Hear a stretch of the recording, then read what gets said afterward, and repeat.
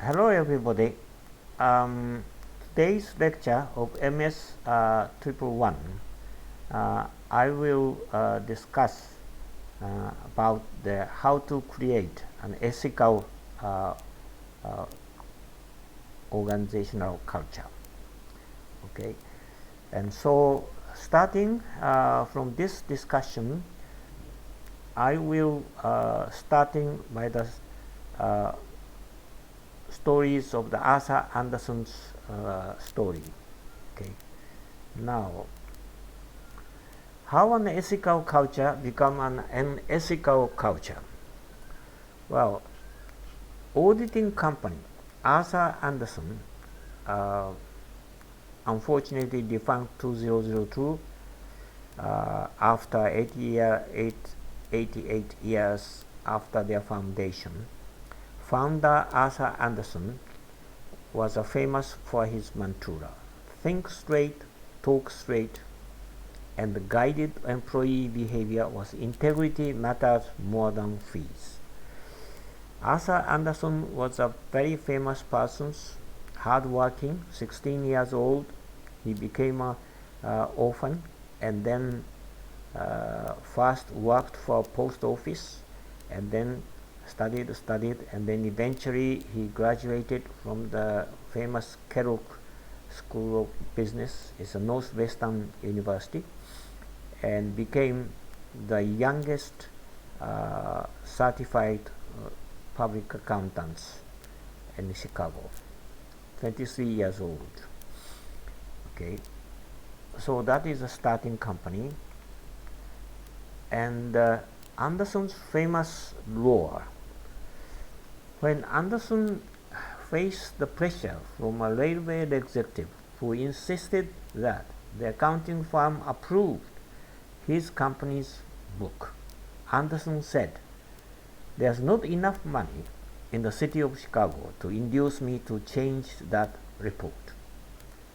Well, definitely Andersen lost the railway company's business.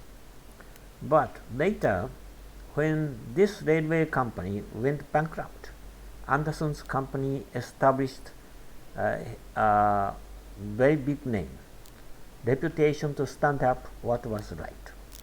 So Andersen is a company of integrity. All right. But since 1980s, well, Arthur Andersen himself passed away in 1974.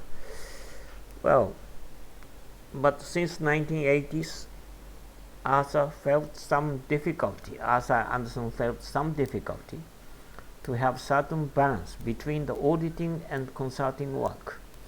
As you know, auditing company is normally asked to have a consulting business because they know the company's situation. So that is consulting work as a new business. And the firm, Arthur Andersen's profit increasingly came from management consulting rather than auditing. Yes, consulting companies more profitable, lucrative.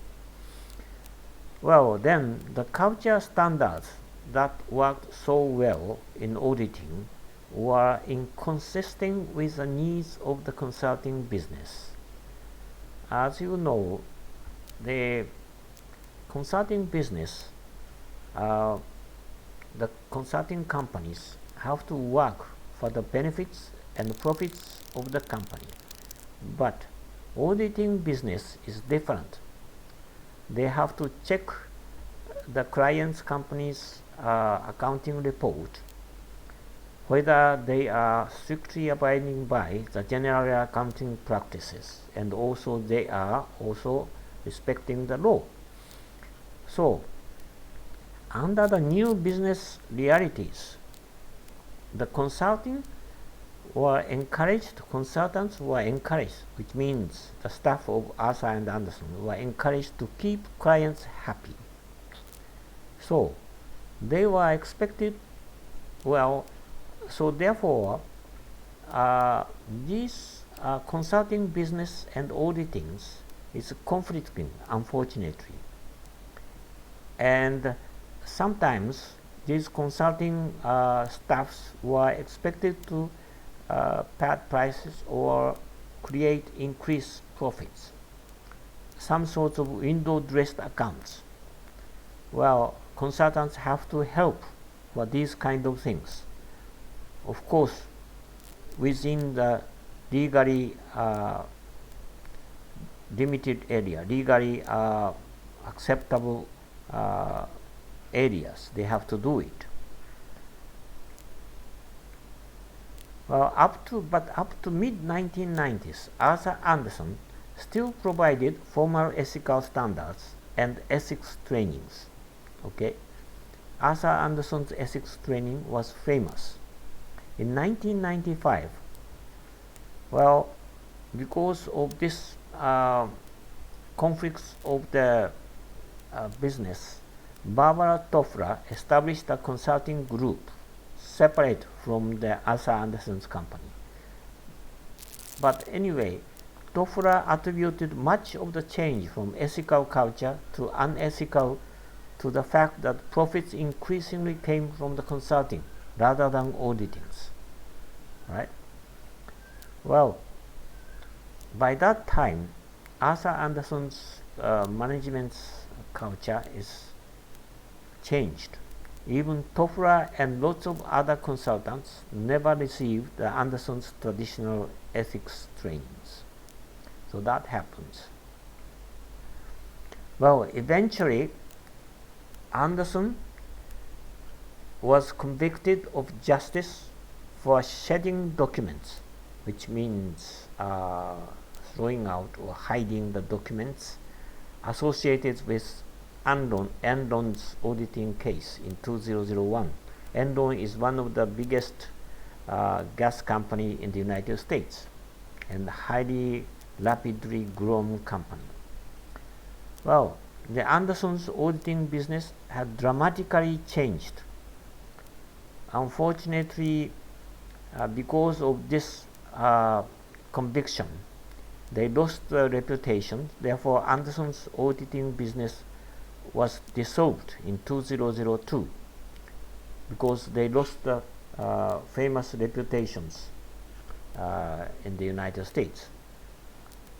But however, the Supreme Court reversed the convictions in 2005, but it was too late for the company to resurrect. So therefore, Arthur Andersen's group lost their auditing group. They survived for the consulting groups. So that is the story of famous Arthur and Andersen's demise. Now, the biggest cause of decline of Arthur Andersen was its transformation from ethical culture to unethical culture. The message sent by the informal culture, well, revenues, which is only bottom line mattered. This kind of culture led to the road to the final collapse, unfortunately. Okay, this is the story of the Arthur Andersen. Now, the main topics of today's lecture is road to a more ethical culture. How to go to the more ethical culture. Change organizational culture is more difficult than developing it, unless it is fully supported and modeled by top management.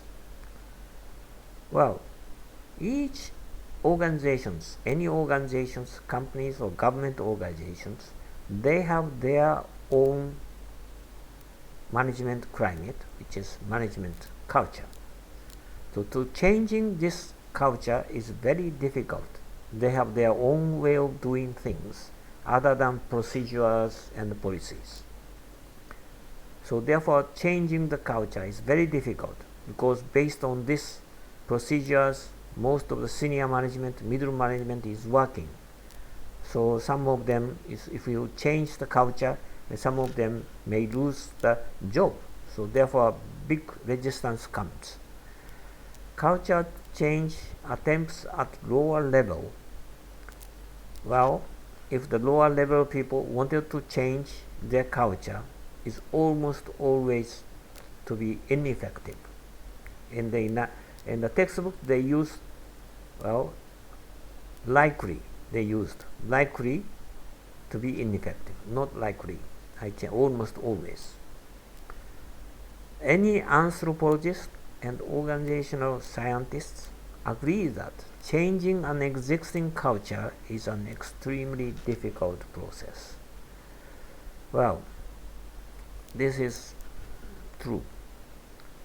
Example is a famous big-scale example for the China's Cultural Revolution from 1967 to 1974 by Mao Zedong. As you know, it was a terrible disaster. Okay, Mao Zedong tried to change China's corrupted culture, and then used dead guards, and unfortunately they created lots of chaos and then disaster. And then after 1975, Deng Xiaoping reversed this revolution and changed it, and thereafter China started to develop. Okay, that is the famous stories. Even though the top men try to change the culture, sometimes doesn't work out. Well, then other things, success of the top management's efforts. Well, one example is John A. Swanson, newly appointed after he worked for 30 years for IBM. He was appointed CEO of Computer Associates, CA, in 2004. Well, he was luckily a CEO, and he tried to stop the practice of manipulating stock price by the executives to get maximum benefit from the stock option plan. You will learn later at the course of financial management what stock price option means. But anyway, one of the type of the bonus the company these days pay the executives who contributed to the company as a kind of a bonus. They give them an option. Option means a certain set price they can sell their stock. Okay, and so therefore stock price going up, then they will get the benefit. So therefore the company executive try to raise their stock price up. Well, sometimes causes some manipulating. Swanson was actually so therefore this is rather stock price manipulation is illegal things. But Swanson was actually brought in under a deferred prosecution agreement with the governments. Well, US governments as suspected something like a fishy things is going on in the CA, that is Computer Associate. So therefore they started to investigate this company. And then Swanson was actually cooperating with the US prosecutors. Well then, why this kind of things United States jurisdiction branch did it? Because if you directly make the prosecution procedure, well, CA probably got quite quick breakdown and demise of the companies. Then tens of thousands of the workers will lose the job. So therefore, actually, they try to get more in-depth analysis of this company. So therefore, Swanson and prosecutions had some cooperations. And eventually, when the investigation finished, the government investigation resulted in a huge fine and the imprisonment of top management executives, 15 executives. Well, Swanson was very successful to change this CA's culture more ethical, and he had happily retired in 2009. This is the success story by the top managements. Okay.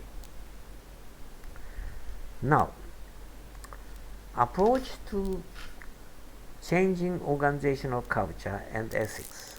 Now, how to change the organizational culture? We have discussed the miserable stories of Harsa Anderson's and also successful stories of the CA by the top management. Okay, so most of the companies,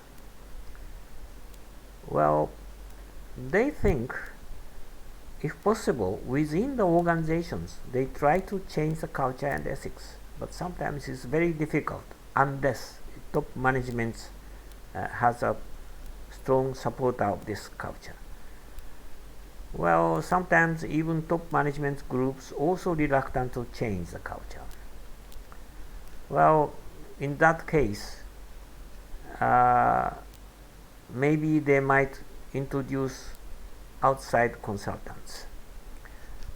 So then most consultants provide this kind of services with so-called, well, they worked for so many companies, so therefore there are lots of reports is accumulating in their company, cookie cutter prescriptions, ready-made ones. Some people say spray and pray, just this kind of spray and pray. Okay, that is kind of the insurer's culture. And somebody says an off-the-shelf report. Well, after they did certain consulting works, they put the files and on the shelf. Okay, sometimes other companies will ask, they will use a ready-made report and modifications for the copy and paste. Okay, so this kind of things happens when you use the outside consultant. My own experience in JIPA, Jordan Institute of Public Administration, early 2001 and 2003, I worked for Jordanian Institute of Public Administration. I was very surprised that among the consultants' reports which submitted to the Jordanian governments, in their ones, they should say they are reporting to the governments. The governments sometimes appeared under the name of firm, because simply when they are copy and paste, there are typical mistakes of copy paste on a report to the other clients. So that happens. Okay. Well, of course, many companies, they have certain kinds of legal department. So therefore, why not use their legal department to change the cultures? Unfortunately, legal department of the culture is established to defend the company. Even a company's malpractice or illegal practice, they have to defend. So therefore, their stance is different. So therefore, they have to introduce these outside consultants. Well then, now if you consultants, you have to use very carefully and to specify your request to the consultants. Okay, so therefore, what is the successful steps to approach? The approach should be based on first, well, should be based on the assumption that human beings, your employees, are essentially good and capable of developments and change. Everybody, well, mostly everybody, they are honest and they are proud of working for the honest companies, right? The cultural system view. But sometimes certain management is cosmetically, or they say, well, we have our company is very fair companies. We have ethnically diversified, and we don't segregate the gender, and we don't differentiate, has any impartial measures to the black peoples. But sometimes actually officially they say we are very fair companies, but and also their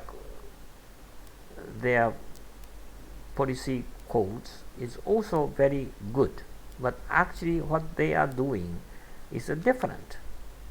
Just like you read at the end of this chapter, the case, there are 2-3 cases. One of the Texaco companies ones also. So therefore, you have to be aware that management is sometimes hypocritical, and that the code of ethics serves no useful purpose beyond creating a facade. Okay, so you have to be aware of this fact and long-term view. So therefore, effective culture change may take, well, minimum in the CA's case, it takes about 5 years. So sometimes 6 to 15 years. It's a long-term view.